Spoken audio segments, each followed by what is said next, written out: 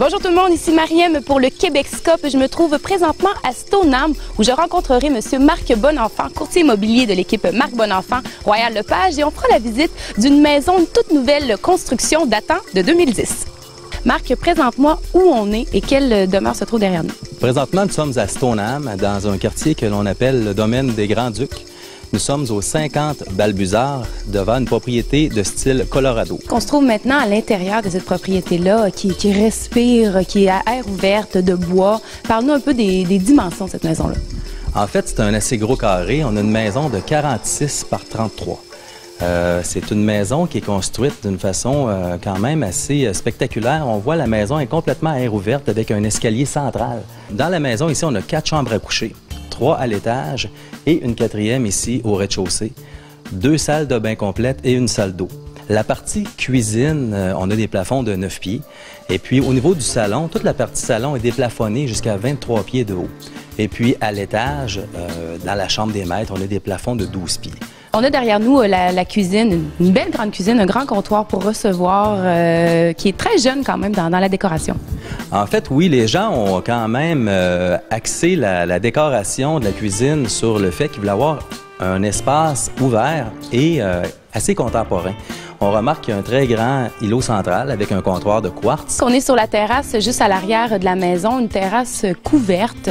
C'est un terrain de 15 000 pieds carrés tout près, 14 800 pieds carrés. Dans cette grande maison, 4 chambres et un sous-sol avec une entrée indépendante.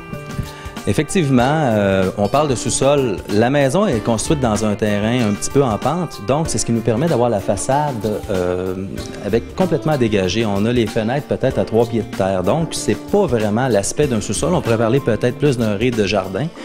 Le sous-sol est totalement aménagé. On a une salle familiale, une salle de bain complète et ça nous donne aussi un accès direct vers le garage. On se trouve maintenant à l'étage tout en hauteur et on s'en va visiter la salle de bain et la chambre des maîtres.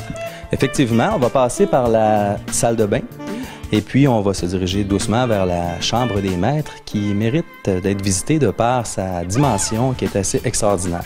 Ici, ce qui est intéressant au niveau de la salle de bain, c'est de remarquer un petit peu les agencements qui ont été faits avec, une fois de plus, l'ardoise. On a toutes sortes de dimensions d'ardoise avec des insertions de bois un peu partout.